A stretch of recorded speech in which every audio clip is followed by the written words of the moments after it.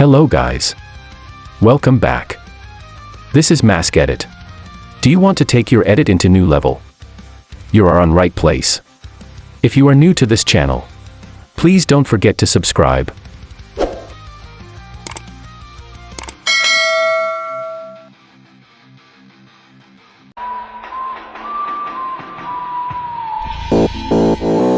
Desce assim pra mim, garota, que eu